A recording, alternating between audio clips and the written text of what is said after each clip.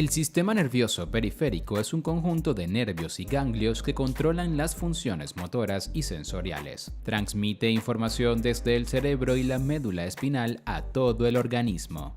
El sistema nervioso humano se divide en sistema nervioso central y sistema nervioso periférico. El sistema nervioso central incluye el cerebro y la médula espinal, mientras que el sistema nervioso periférico es el que se encuentra fuera de este.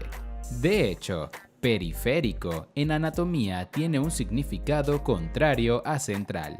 El sistema nervioso periférico comprende todos los nervios que se ramifican desde el cerebro y la médula espinal hacia otras partes del cuerpo. Incluye los nervios craneales, los nervios espinales, los nervios periféricos y las uniones neuromusculares.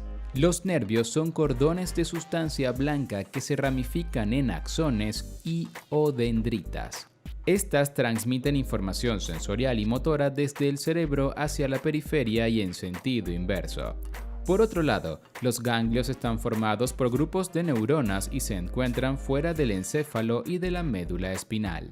La función principal del sistema nervioso periférico es conectar al sistema nervioso central con los órganos, extremidades y la piel. Esto permite que el cerebro y la médula espinal puedan tanto recibir como enviar información a otras áreas del cuerpo. De esta forma, permite que podamos reaccionar a estímulos del ambiente. En el sistema nervioso periférico, la información se transmite por haces de fibras nerviosas o axones. En algunos casos, estos nervios son muy pequeños, sin embargo, en otros pueden alcanzar un tamaño que el ojo humano puede captar. Partes del sistema nervioso periférico. El sistema nervioso periférico está dividido en dos componentes, el sistema nervioso somático y el sistema nervioso autónomo. Cada uno posee funciones muy importantes. Sistema nervioso somático. Este sistema se encarga tanto de enviar como de recibir información sensorial y motora al sistema nervioso central. El sistema nervioso somático contiene dos tipos de neuronas, las neuronas sensoriales y las neuronas motoras. Las neuronas sensoriales o aferentes son las que transmiten la información de los nervios en el sistema nervioso central, mientras que las neuronas motoras o eferentes llevan la información desde el cerebro y la médula espinal hacia los órganos, las fibras musculares, así como hacia las glándulas en la periferia del cuerpo. Estas neuronas permiten una respuesta física a los estímulos. Sistema nervioso autónomo. Es el responsable de regular las funciones involuntarias del cuerpo, por ejemplo, el ritmo cardíaco, la respiración y la digestión. Gracias al sistema nervioso autónomo podemos realizar estas funciones sin pensar conscientemente en su ejecución. Este sistema se divide en sistema simpático y sistema parasimpático. El sistema simpático regula la respuesta al estrés producida por hormonas. Estas son las reacciones típicas de lucha o huida, es decir, que nos prepara para enfrentar amenazas potenciales de nuestro entorno. Cuando se presenta esa amenaza, el cuerpo responde acelerando el ritmo cardíaco, aumentando la respiración, la presión sanguínea, así como la secreción de sudor y la dilatación de las pupilas. Estas respuestas nos ayudan a actuar con rapidez frente a las amenazas. Además, nos ayuda a sentir el frío o el calor, dilata los bronquios e inhibe la motilidad intestinal y la producción de orina. Por otra parte, el sistema parasimpático se encarga de mantener las funciones del cuerpo y de conservar los recursos físicos. Se inicia en el tronco encefálico y regula los órganos internos. Básicamente, este sistema permite que volvamos a un estado normal o de reposo, ralentizando el ritmo cardíaco, la respiración y el flujo sanguíneo. Así, las pupilas se contraen, aumenta la producción de saliva, se incrementan los movimientos gastrointestinales, se reduce la tensión arterial y la frecuencia cardíaca, nos hace más resistentes a las infecciones, etc. En definitiva, desarrolla tareas necesarias pero que no necesitan una respuesta inmediata como ocurre con el sistema nervioso simpático. Nervios del sistema nervioso periférico. El sistema nervioso periférico está formado por 12 pares de nervios craneales y 31 pares de nervios espinales. Nervios craneales.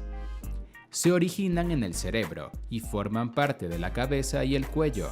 Su función puede ser sensitiva, motora o mixta. De esta forma, algunos de estos pares de nervios son exclusivamente células sensoriales.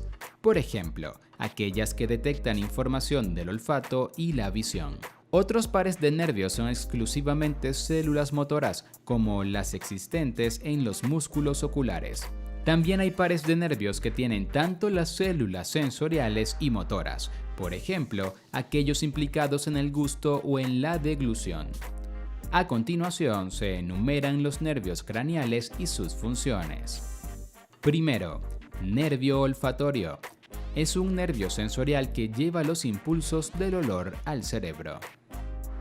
Segundo, nervio óptico. Es el encargado de enviar los estímulos visuales hasta el cerebro. Tercero, nervio oculomotor.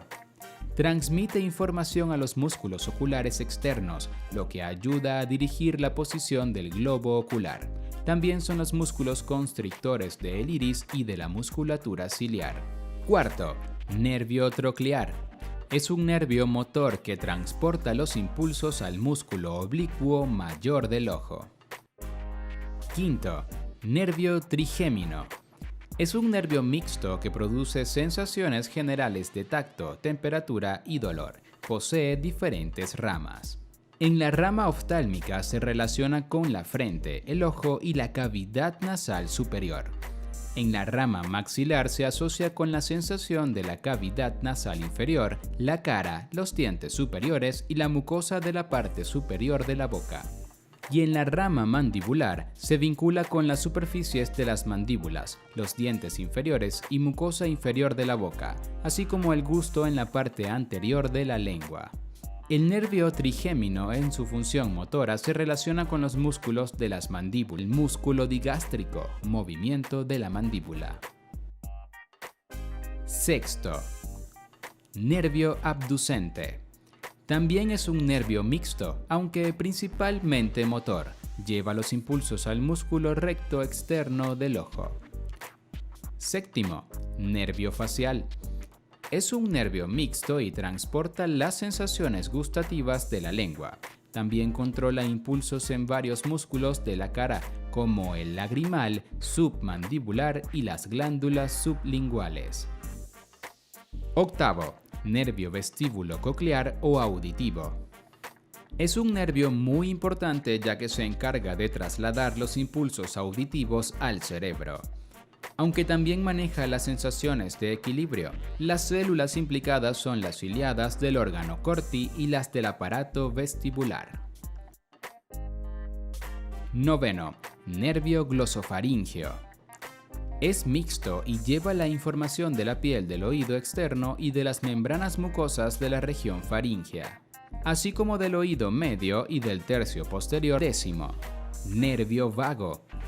Es un nervio mixto que lleva los impulsos desde la faringe, laringe y otros órganos más internos hacia el cerebro. Las fibras motoras de este nervio transmiten información al intestino, al corazón, a las estructuras respiratorias, así como a los músculos estriados del paladar, faringe y laringe. Décimo primero, nervio accesorio.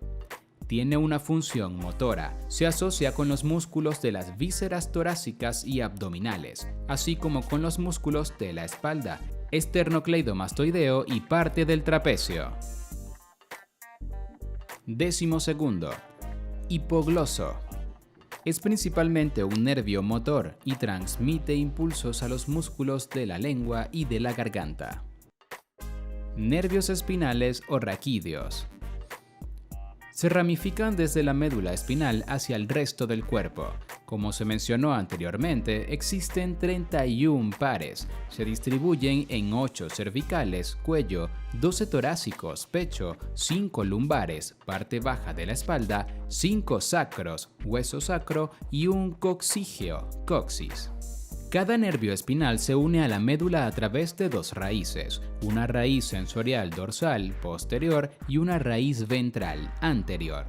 Las fibras de la raíz sensorial transmiten impulsos de dolor, temperatura, tacto y sentido de la posición proveniente de las articulaciones, tendones y superficies del cuerpo. Además, envían información sensorial del tronco y extremidades a través de la médula espinal, llegando al sistema nervioso central. Los nervios llevan información sobre la piel a regiones específicas del cuerpo que se denominan dermatomas. Las raíces ventrales son las que tienen fibras motoras, transmiten información sobre el estado de las articulaciones y controlan la musculatura esquelética. Cada par de nervio raquídeo tiene el mismo nombre del segmento de la médula espinal al que se conecta, más su correspondiente número. Así, el cervical va del C1 al C8, el dorsal del D1 al D12, el lumbar del L1 al L5 y el coxis correspondiente al nervio coxígeo. Enfermedades del sistema nervioso periférico.